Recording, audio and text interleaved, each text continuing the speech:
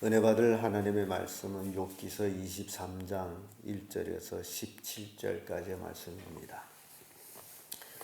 욥기서 23장 1절에서 끝절까지의 말씀 찾으셨으면 교독합니다. 제가 먼저 있습니다.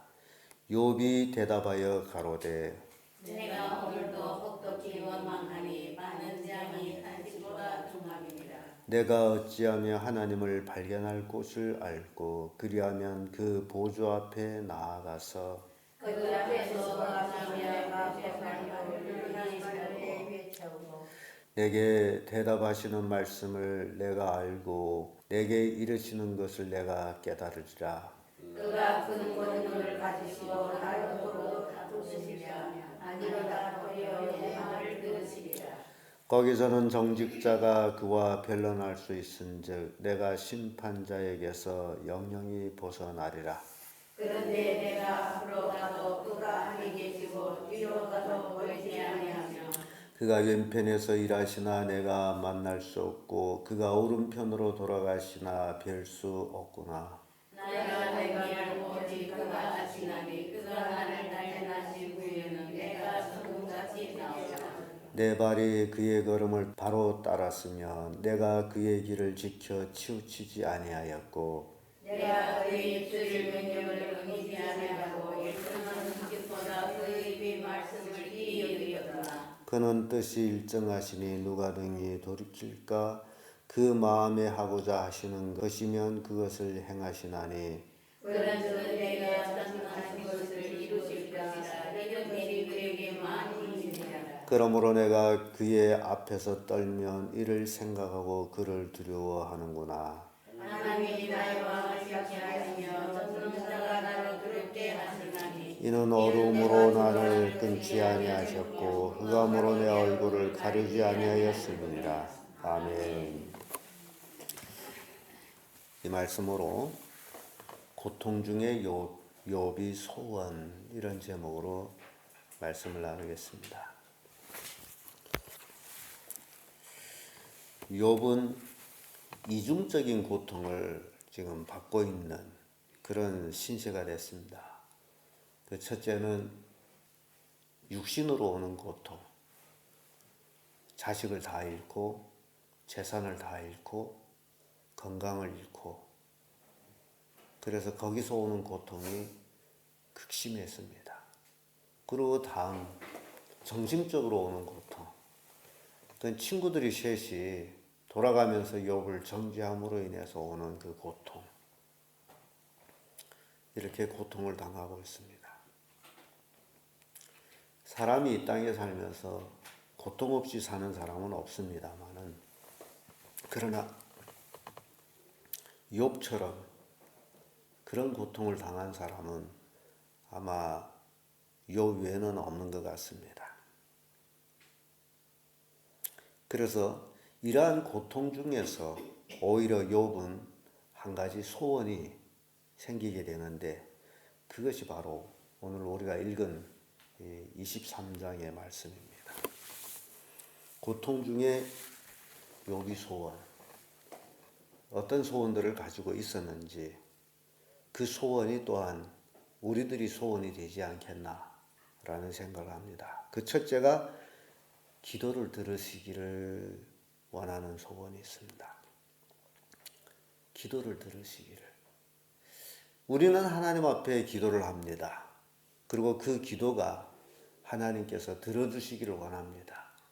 그래서 여러분들이 기도할 때에 뭔 말을 기도하고 있는지 잊어먹지 마세요.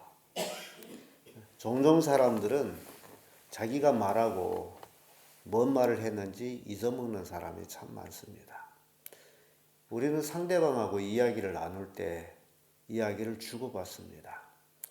상대방의 이야기를 들으면서 그의 소원이 뭔지를 또 그가 어떤 일을 당했는지를 이해하게 됩니다. 근데 상대방의 이야기를 듣지 아니하고 자기 말만 말이라고 얘기하면 의사소통이 될 수가 없습니다. 욥기서를 보면서 욥이 친구들이 욥이 말을 들으려고 안 합니다. 오히려 자기들이 견해와 자기들이 주장을 펴내감으로 인해서 욥을 정죄하게 되는 모습입니다. 그래서 우리는 대화 중에서 뭔 얘기를 하는지를 잘 듣고 그리고 그 이야기에 대해서 같이 공감해주고 그런 것이 중요하다. 지금 욥은 자기가 하나님 앞에 말한 모든 것을 하나님이 들어주시기를 원하는 그런 소원을 가지고 있는데 그것이 바로 1절에서 7절까지의 말씀입니다. 6절의 말씀 보면 그가 큰 권능을 가지시고 나로 더불어 다투실까 하노라. 도리어 내 말을 들으시리라. 지금 하나님은 내 말을 들을 것이다 라는 그런 소원을 가지고 욥은 말하고 있습니다. 여러분들이 하나님께 기도할 때도 마찬가지예요. 내 기도를 하나님은 들어주실 것이다. 그런 소원을 가지고 기도를 해야지. 그래서 입을 가졌다 해서 말한다라고 말하는 말이 아니에요. 말이라는 것은 할 말이 있고 하지 말아야 될 말이 있습니다. 우리가 하나님 앞에 기도할 때도 마찬가지예요. 그래서 하나님이라고 생각하고 자기 마음에 있는 아무 말이나 마구 하는 것이 아니라는 거죠. 하나님은 거룩하신 분이기 때문에 그 앞에서 우리가 무슨 말을 할 것인지 미리 생각하고 하나님을 경외함으로 하나님께 말씀을 드려야 됩니다. 나라의 대통령들이 그 외국에서 또 방문 오는 그런 사신단을 만날 때에 미리 준비를 합니다. 무슨 말을 할 것인가, 무슨 대답을 할 것인가. 그래서 거기에 맞춰서 합니다. 그러다 보니 만나는 시간이 정해져 있어요. 얼마 동안 만난다. 우리가 뭐 친구 만나가지고 수없이 많은 시간을 수다 떨면서 보내는 게 아니고 시간이 정해져 가지고 그 정해진 시간에 뭔 말을 해야 되고 무슨 말을 들어야 되고 무슨 질문을 해야 되고 뭔 결론을 내려야 되고 그런 것들이 미리 다 준비되어 가지고 그렇게 대화를 합니다.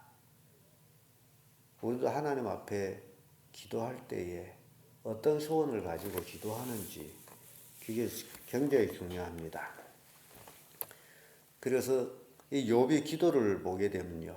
하나님이 들어주시기를 원하는데 그 소원이 3절에 이런 말씀이 있습니다. 내가 어찌하면 하나님을 발견할 곳을 알고 그리하면 그 보좌 앞에 나아가서. 지금 욥은 하나님을 만날 수 있는 길이 어떤 길일까? 하나님을 발견할 수 있는 길이 어떤 길일까? 그걸 알고 싶고 그것이 또 소원이에요.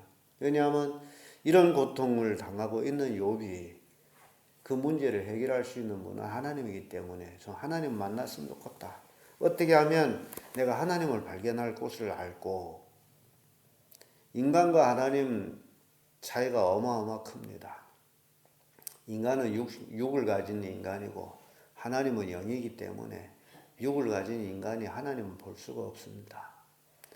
그래서 하나님을 보고 싶은데 하나님을 만나고 싶은데 아무리 애쓰고 아무리 기도를 해도 하나님 만날 길이 없으므로 그래서 욥의 소원이 하나님을 발견했으면 어떻게 발견할꼬?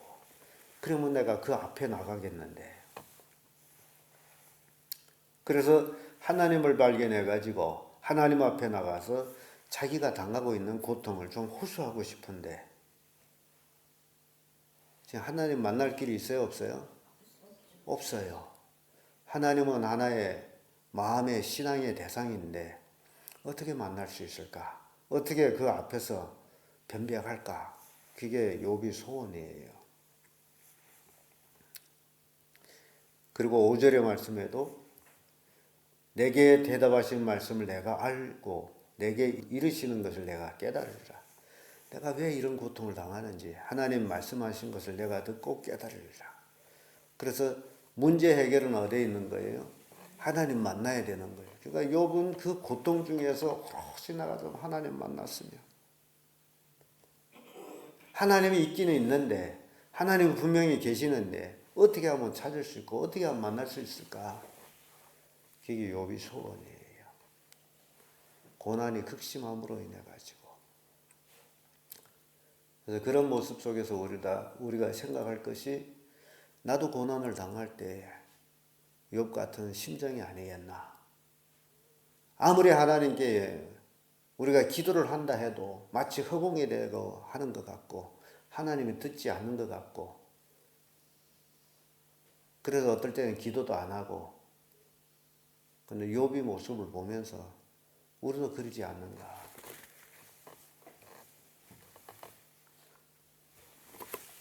시편 5절 3절의 말씀 보면 여호와여 아침에 주께서 나의 소리를 들으시리니 아침에 내가 주께 기도하고 바라리이다. 시편 기자도 똑같은 마음이에요. 이 아침에 이 새벽에 하나님께서 나의 기도를 들으시기라. 그래서 내가 이 아침에 주께 기도하고 바라니이다. 하나님이 들어주시고 응답해 주시기를 소원해서 기도를 하는 거예요.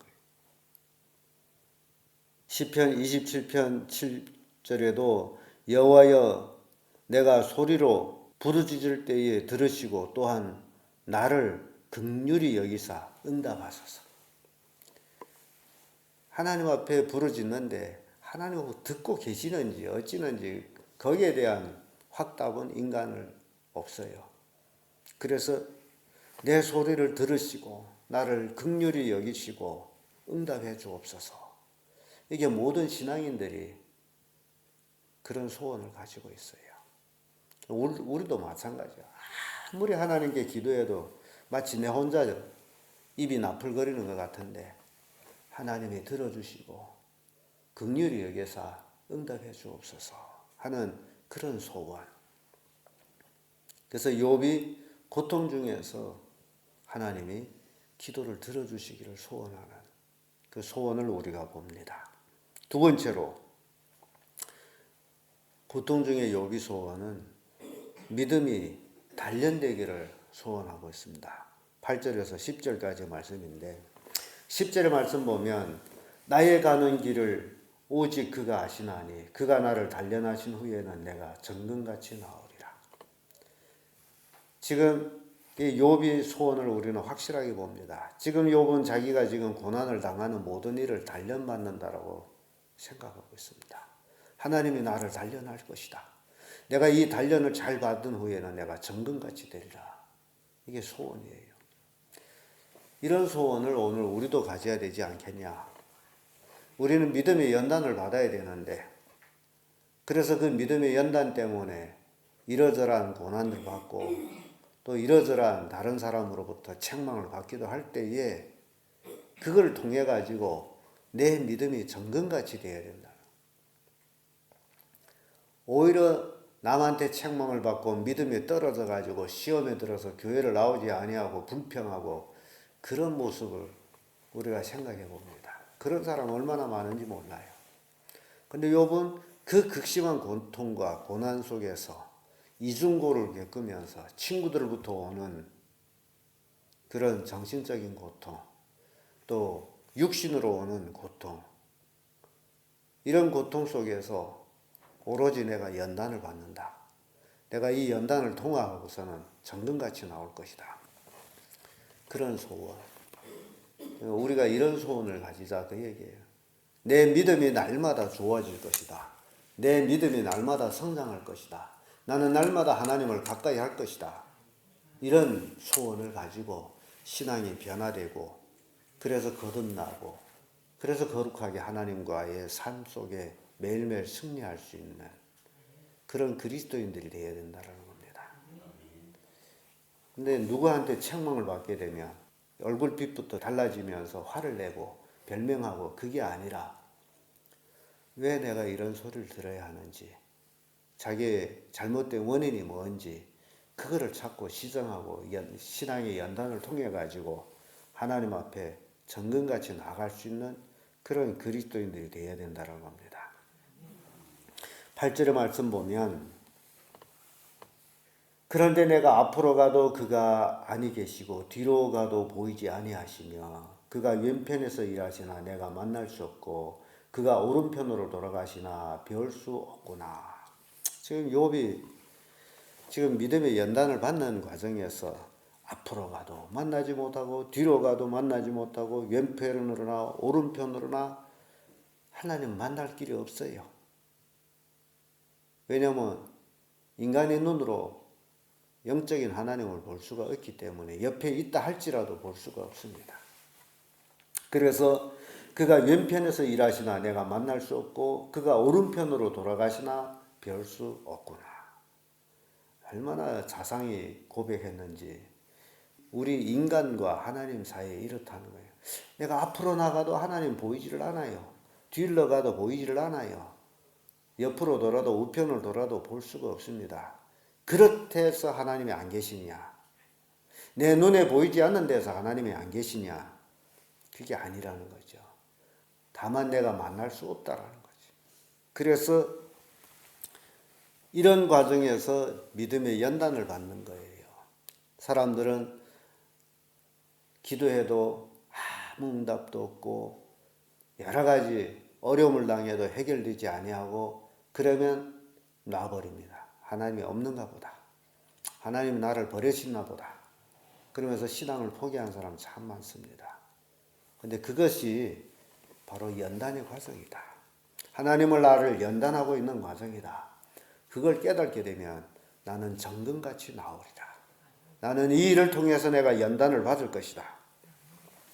시편 66편 10절의 말씀 보면 하나님이여 주께서 우리를 시험하시되 우리를 단련하시기를 은을 단련한 같이 하셨으며 하나님이 우리를 시험하시되 은을 연단하는 것처럼 은을 단련하는 것처럼 하셨으며 그러니까 우리의 신앙생활 매일매일 신앙생활이 연단이에요. 단련을 받는 거예요.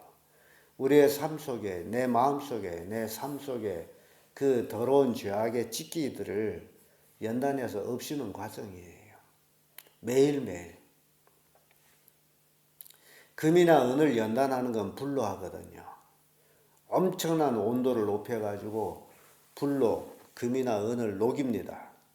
근데 그 녹이는데 온도가 너무 높음으로 인해서 금이나 은 외에 그 속에 있는 잡질들은 타서 없어져요. 그래서 재가 돼버려요. 그래서 연단한다는 것은 녹여가지고 그 재들을 긁어내는 거예요. 그래서 순금을 만들고 순은을 만듭니다. 찢기를 없애는 거예요. 연단이라는 거예요. 우리가 신앙생활하면서 바로 그런 찢기들이 우리 마음속에 우리 생각 속에 우리의 삶 속에서 하나하나 없어져 나가는 게 그게 연단이에요. 그래서 예수 믿고 연단 잘 받아야 세속적인 것들이 없어지는데 그 연단을 받지 않게 되면 예수를 믿기는 믿는데 세속적인 삶을 그대로 살아가면서 예수 믿는다는 거예요. 그래서 그게 종교인이 된다는 겁니다. 그래서 하나의 교회 왔다 갔다 하는 거, 예배 참가하는 건 하나의 습관으로 나중에 돼가지고 그래서 스스로 유한하기를 내가 오늘 교회 갔는데 내가 오늘 가서 헌금했는데 그것으로 자기가 해야 할 의무를 다 했다라고 착각하는 것. 그게 종교인이라는 겁니다. 오늘도 하나님의 주신 말씀으로 내 육신의 찢기를 긁어내 버리는 삶을 사는 게 신앙의 삶이에요. 그래서 욥은 믿음이 단련되기를 소원하고 있어요.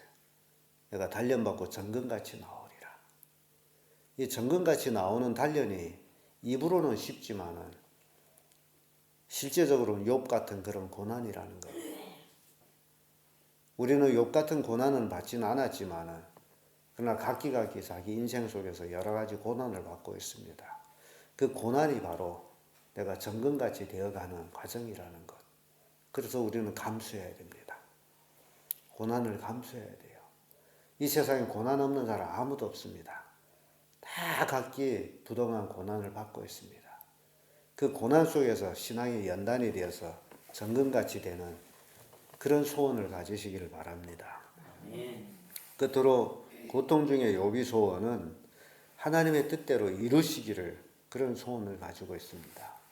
14절 말씀 보면 그런즉 내게 작정하신 것을 이루실 것이라. 이런 일이 그에게 많이 있느니라. 하나님이 뜻하신 바가 내 삶 속에서 이루어지기를 원하는 그 욥의 모습을 봅니다. 지금 욥이 현재 상황을 우리가 생각해 보면서 이 생각을 해야 돼요. 욥이 현재는 복을 받은 게 아니에요. 다 뺏긴 상황이에요. 자식 열을 다 잃었고 재산을 잃었고 건강을 잃었고 그런 상황에서 하나님이 계획하신 것이 나를 통해서 이루어지기를 원합니다. 우리가 하나님 뜻을 이루기 위해서 내가 희생되지 않고서는 절대로 이루어질 수가 없습니다. 내가 죽어야 됩니다. 예수님도 이 땅에 오셔서 하나님의 뜻을 이루기 위해서는 십자가를 지고 죽으셨어요. 그래서 내가 죽는 거예요. 예수님이 우리를 분명히 우리에게 말씀하신 것이 누구든지 예수님을 따르려는 자는 자기를 부인하고 자기 십자가를 지고 쫓으라고 그랬습니다. 우리가 매일매일 예수님 따라가는 길은 십자가를 지고 따라가는 길입니다. 죽음의 길이에요. 그 십자가를 진다라는 것은 하나님의 뜻이 나를 통해서 내 삶 속에서 이루어지기를 원하나이다. 우리는 주님 가르쳐주는 기도회 중에도 그런 기도를 뜻이 하늘에서 이룬 것 같이 이 땅에서 이루어지기를 원하신나이다. 이 땅에서 누구를 통해서? 나를 통해서 이루어지기를 원하나이다. 욥이 극심한 고난과 고통 중에서도 소원한 것이 하나님이 기획하신 뜻이 이루어지기를 원합니다. 내가 이렇게 고통을 받으면서도 이루어지기를 원합니다. 그래서 11절의 말씀 보면 내 발이 그의 걸음을 바로 따랐으며 내가 그의 길을 치우치지 아니하였고, 지금 욥은 이 고난 속에서도 내 발이 바른 길, 주의 길로 바로 가기를 원하는, 좌로나 우로나 치우치지 아니하는 그런 걸음이 되기를 원하는 거죠. 그의 길로 지켜 치우치지 아니하였고, 하나님의 뜻에 따라 살았다는 거죠. 아무리 큰 고난을 당할지라도 하나님의 뜻에 따라서 살았다라는 욥의 고백, 그것이 우리의 고백이 되어야 됩니다. 12절에 내가 그의 입술의 명령을 어기지 아니하고, 하나님의 말씀을 어기지 아니하고, 어떤 일이 있을지라도 하나님의 말씀을 어기지 아니하고. 잘 생각해 봐야 돼요. 어떤 이유가 있을 수가 없습니다. 하나님 말씀 지키는 데는 우리의 삶 속에서 하나님 말씀을 지키는 데는 어떤 이유를 붙일 수가 없어요. 하나님 앞에 이유를 대는 것은 자기 나름대로 신앙생활을 하겠다라는 겁니다. 이유가 없어요. 하나님 먹지 말라라고 말씀해서는 안 먹는 것이 이유입니다. 그래서 욥을 통해서 우리가 그걸 교훈받자 그 얘기예요. 욥은 이렇게 극심한 고난 속에서도 내 발이 그의 걸음을 바로 따랐으며, 하나님의 그 발걸음을 따르기를 원하는 욥의 소원이에요. 예수께서도 분명히 우리에게 말씀하셨어요. 내가 곧 길이요 진리요 생명이니 나로 말미암자고는 아버지께로 올 자가 없느니라. 그렇다면 우리가 길 되시고 진리 되시고 생명 되신 예수님의 그 발자국을 한 발짝 한 발짝 좌로나 우로나 치우치지 아니하고 따라가는 삶, 그게 신앙이라는 거예요. 그러니까 여러분들이 가족 생활에서 이것이 이루어질 때의 가정 복음화가 되는 겁니다. 이것이 이루어지지 아니하면 가족은 하나의 종교인의 가족이 되어버려요. 신앙은 삶이에요. 성경에 안식일을 거룩히 지켜라고 말씀하면 그 어떤 이유가 있든지 다 포기하고 안식일을 지키는 거예요. 어제 이스라엘에 관한 기사를 잠깐 봤습니다만, 이스라엘 차가 거기도 엄청 많아요. 그래서 주차비도 엄청 비싸고 사람들은 매일같이 엄청 많이 오가면서 생활합니다. 그런데 신기한 일은 안식일 날 거리에 차 한 대도 없습니다. 안식일 날 거리에 다니는 사람 한 사람도 없습니다. 완전히 텅 빈 성이 같아. 사람이 없는 그런 곳이 같아. 왜 그래요? 안식일 날에는 그들은 육신회를 쉬고 하나님만 섬기는 그런 날이기 때문에 온 나라가 그래요. 모든 게 다 스탑이에요. 상점도 학교도 모두 공공버스까지도 비행기까지도 다 스탑이에요. 이스라엘 백성은 그렇게 하나님을 섬겨요. 그러면 우리를 생각해 보자. 우리는 소위 안식일이라는 주일날을 지키는데 그렇게 세상 일을 다 내려놓고 지키고 있느냐? 생각해 보세요. 도대체 내가 하나님 믿는다는 그 믿음이 어느 정도인지. 이스라엘 백성들은 그렇게 율법적인 신앙생활을 하고 있습니다. 그런데 우리는 주일날, 소위 하나님을 예배하는 주일날에 애들이 학교에서 오라면 가고, 이일 있으면 가고, 결혼식 있으면 가고, 생일 있으면 가고, 뭐 다 가고, 하나님 앞에 나오는 그 시간은 세상에 할 일이 없을 때 오는 시간이 되어버려요. 그러면 여러분 생각해 보세요. 여러분들이 믿는 하나님은 세상에 할 일 없을 때만 섬기는 하나님이 되어버려요. 그러면서도 신앙이 있다라고 얘기할 거예요. 세상 일이 없을 때만 나오는 거예요. 있으면 안 나와. 있으면 그 일을 해야 돼. 욥은 온전히 주의 길을 따르기를 소원합니다.